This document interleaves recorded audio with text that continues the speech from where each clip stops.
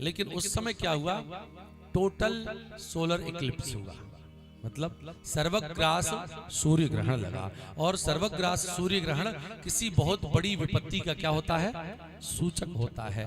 तो सारे लोग तीर्थ दान करने के लिए तीर्थ का सेवन करने आए। और कहाँ आए, कुरुक्षेत्र में।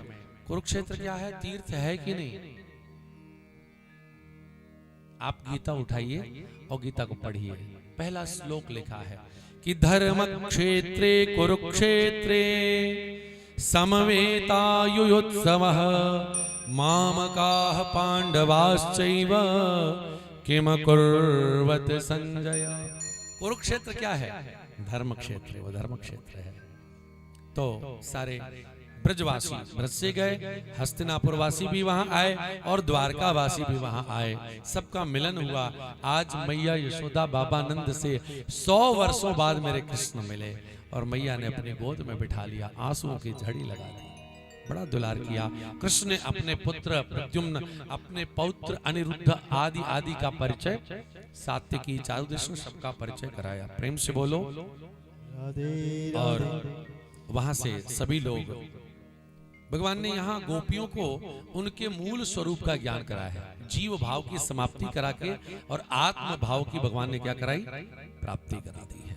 सभी लोग अपने अपने स्थान को लौटे। वेद स्तुति का वर्णन आया है।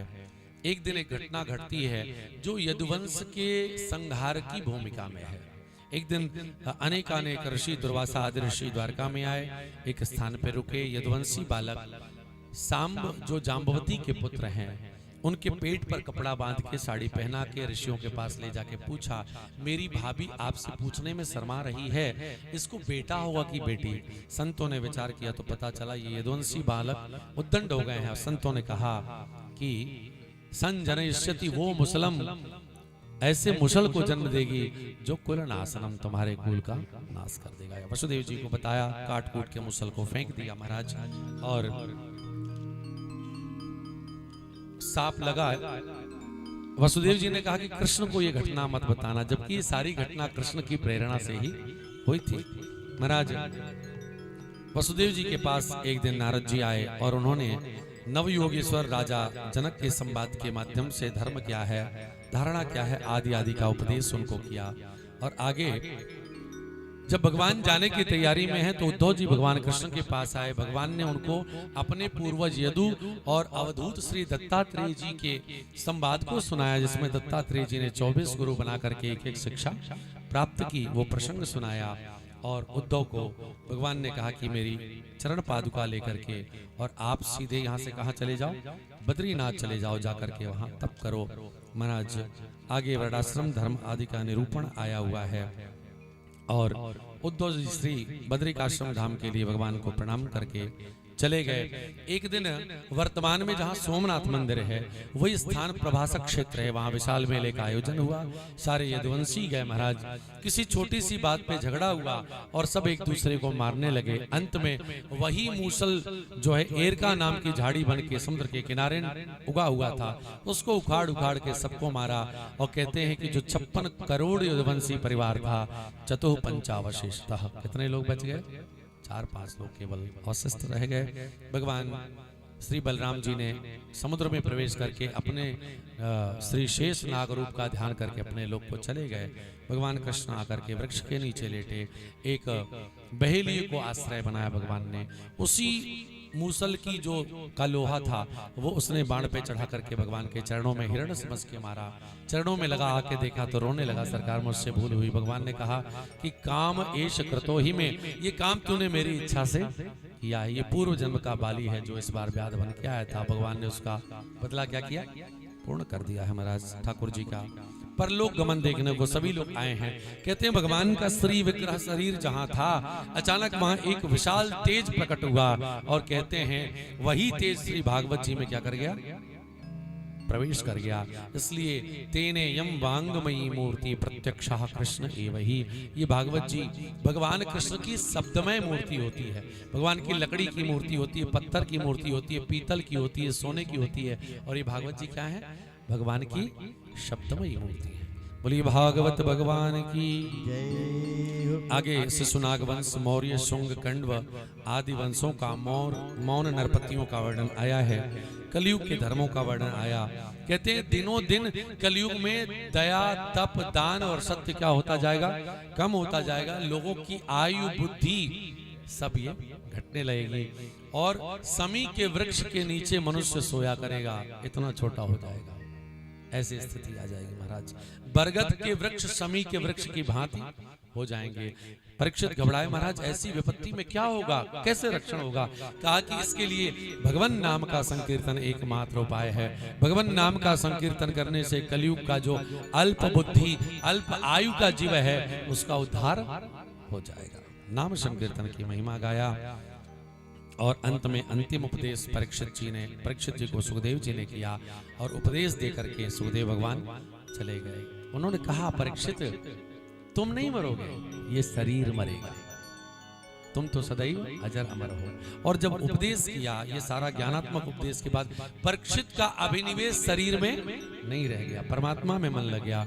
बाद में तक्षक आया, डसा, शरीर जल के भस्म हुआ, लेकिन परीक्षित की अधोगति नहीं बल्कि मोक्ष की प्राप्ति हुई, क्योंकि मन भगवान में लग गया था। मन शरीर में हो तो शरीर के साथ जो घटना होगी उस घटना का प्रभाव पड़ेगा, लेकिन मन जब भगवान में हो तो शरीर के साथ घटी हुई घटना का प्रभाव नहीं पड़ेगा। प्रेम से बोलो। और महाराज आगे तो सुखदेव और परीक्षित की कथा यहाँ क्या हो गई? विश्राम हो गई। बोलिए सुखदेव भगवान की। लेकिन कथा एक जगह चल रही है और कहा? दूसरे दिन आपको निवेदित किया नैमिषारण्य में। सूत जी सुना रहे थे सौनक को, और आगे सूत जी ने सौनक जी को भागवत जी की जो सूची है, भागवत जी में किस किस अध्याय में क्या क्या वर्णन आया है, वो द्वादश स्कंद के द्वादश अध्याय में श्रवण कराया महाराज। और अंतिम अध्याय जो है, अंतिम अध्याय में आकर के भागवत की महिमा का गायन किया कि निम्नगानाम यथा गंगा देवानामच्युतो यथा वैष्णवानाम यथा शंभो पुराणानामिदं तथा। जैसे देवताओं में, नदियों में जैसे गंगा श्रेष्ठ हैं, देवताओं में भगवान कृष्ण श्रेष्ठ हैं, और जैसे वैष्णवों में भगवान शंकर श्रेष्ठ हैं, उसी प्रकार समस्त पुराणों में भागवत जी श्रेष्ठ हैं। और आगे अंतिम श्लोक भागवत जी का देखिए। अंतिम श्लोक क्या कह रहा है? मैं मानता हूं एक तरह से कंक्लूजन है। जैसे रामचरितमानस पढ़ेंगे तो सबसे अंतिम चौपाई क्या है?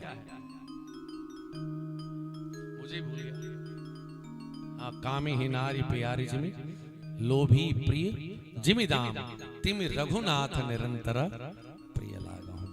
क्या कहा? जिस तरह कामी व्यक्ति को पत्नी प्रिय लगती है, लोभी को पैसा प्रिय लगता है राम, उसी प्रकार आप मुझे प्रिय लगे। ये अंतिम चौपाई। और भागवत जी की कि नाम संकीर्तनम यस्य, नाम संकीर्तनम यस्य। आप सभी लोग साथ बोले, मैं थोड़ा थोड़ा बोलूंगा तो बहुत लाभ मिलेगा। नाम संकीर्तनम यस्य, नाम संकीर्तनम यस्य। सर्व पाप प्रणाशनम, सर्व पाप प्रणाशनम। प्रणामो दुख समनस, प्रणामो दुख शमनस। तम नमामि हरिम परम, तम नमामि हरिम परम। तम नमामि हरिम परम, तम नमामि हरिम परम। क्या अर्थ हुआ? कहते हैं जिनके नाम का संकीर्तन करने से सभी प्रकार के पाप समाप्त हो जाते हैं, शमित हो जाते हैं। अपने दुखों के समन के लिए उन हरि विष्णु के चरणों में क्या करता हूं मैं? नमन करता हूं। तो नाम संकीर्तन बहुत बड़ी महत्ता है। भगवान के नाम का निरंतर संकीर्तन किया जाए। मैं पूर्व समय में भी आपको कह चुका हूं, पुनः निवेदन करता हूं महाराज कि आप लोग निरंतर भगवान के नाम का क्या करते रहिए? संकीर्तन करते रहिए। यथामति यथागति मैंने आपको भागवत जी का श्रवण कराया। यत् किंचित फिर भी कुछ हमसे भूल हो गई हो बोलने में, कहने में, हमारे परिकर के आचरण व्यवहार से अथवा भागवत जी तो हरि अनंत हरि कथा अनंता है, तो हम जैसे अल्प बुद्धि और अज्ञानी व्यक्ति के लिए भागवत के बारे में कुछ कहना असंभव है।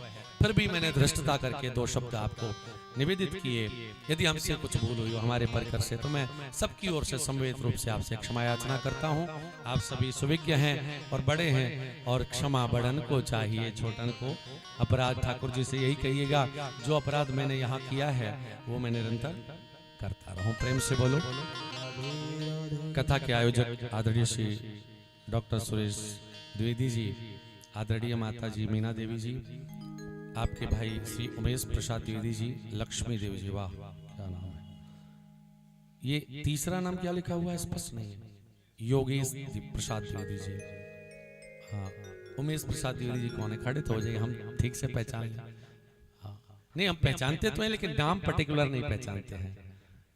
आदरणीय श्री योगेश प्रसाद द्विवेदी जी, श्री सर्वेश जी यहाँ नहीं है, श्री गंगेश जी, गोपाल जी द्विवेदी, और बैठ जाइए आपकी बहन जी आदरणीय सुमन देवी जी, आदरणीय मंजू देवी जी, आदरणीय मीना देवी जी, आदरणीय संतोषी देवी जी, ये लोग अपने विष्णु भगवान सहित उपस्थित हैं। इसमें से कुछ लोग, हाँ पुत्रगण डॉक्टर सज्जन कुमार जी, चंदन जी कहाँ हैं, व्यस्त होंगे कार्य में।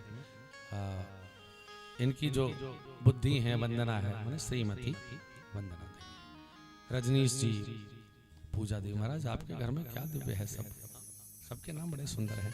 मनोरंजन द्विवेदी जी, पत्नी वंदना देवी जी, मनीष कुमार जी, ये अगला नाम क्या लिखा हुआ है, आत्मेश आलेख रंजन, हाँ मैं थोड़ा सा कमजोर था पढ़ने में ना, इसलिए गौरव द्विवेदी जी, और पुत्रियां श्री नवनीतम मणि पूर्णिमा, भावना जी, भूमिका, ज्योत्सना, गीतम, गरिमा, शांभवी, वंशिका, नव्या, दिया, और आहा श्यालको बुद्धिदायक श्री राम नरेश ओझा जी, सपत्नीक माला देवी। मैं अपनी बात नहीं, मैं पद्म पुराण की बात कर रहा हूँ। तो जितने लोग हैं, और आदरणीय श्री प्रदीप पांडे जी भी होंगे उपस्थित, यहाँ जितने लोग सब उपस्थित हैं, जो इस कथा को लाइव भी करते रहे, जो साउंड पे भी थे, जितने भोजन बनाने वाले लोग हैं, हमारे अन्नदाता श्री पांडे जी भी यहाँ बैठे हुए हैं, जिनके चलते अन्न मिलता रहता है हमको। और आज कुछ विशेष कार्यवश जो हमारी 6 दिन टीम रही सत्य प्रकाश जी के सन्निधि में, तो वो लोग भी, और हमारे वृंदावन से पधारे हुए आदरणीय श्री तोमर जी, आपकी समस्त टीम, सबको बहुत बहुत धन्यवाद है। जितने लोग प्रत्यक्ष अप्रत्यक्ष रूप से इस ज्ञान यज्ञ में सहायी रहे हैं, सहयोगी रहे हैं, उन सभी को बहुत साधुवाद, बहुत धन्यवाद। ठाकुर उनको शक्ति, ऐश्वर्य, धन, बुद्धि, विवेक, बल, सहयोग प्रदान करें, और सर्वोपरि भगवान सबको सुमति प्रदान करें, ऐसा ठाकुर के चरणों में मेरी प्रार्थना है। अधिक समय न लेते हुए, क्योंकि आज मेरा ये मन में ऐसा संकल्प था कि ब्रज की होली मैं ब्रज के लोगों से ही गवाऊं, तो यद्यपि सत्य प्रकाश जी नहीं रह पाए, उनको जाना पड़ा कहीं, तो मैंने कहा ठीक है आप जा सकते हैं, तो आज चले गए। तो आज ब्रज की होली का हम लोग आनंद लेंगे, और ब्रज की होली कैसे होती है आज सभी लोग दर्शन करेंगे, तो बड़े स्नेह आनंद के साथ, और किसी संकोच में मत रहिएगा, हाँ संकोच में बड़े प्रेम के साथ। महाराज तो महाराज हमारे ब्रज की होली बड़ी अद्भुत होती है, फूलों की होली होती है, लड्डू की होली होती है, रंगों की भी होती है, गुलाल की भी होती है। महाराज एक बार जब मैं पहली बार गया तो मुझे बड़े आदर से बुलाया, आइए आइए गुरुजी। गुरुजी तो बड़े कॉन्फिडेंस में चले गए, बड़ा आदर कर रहा है, और महाराज कम से कम 6x6 का गड्ढा खोद के रखा था, पानी भर के टपाक फेंक दिया उसमें। ये ब्रज की होली है। और महाराज लठमार भी होती है हमारे यहाँ, हाँ। तो आज हम लोग फूल की होली करेंगे, क्योंकि आप लोग का अनुभव नहीं है लठमार के लिए, पहले फूल की होली झेलिए, फिर लठमार का भी हो गया। आज बीरज में, आज बीरज में होरी रे रसिया, आज बीरज में होरी रे रसिया, आज बीरज में होरी रे रसिया, होरी रे पर जोरी रे रसिया,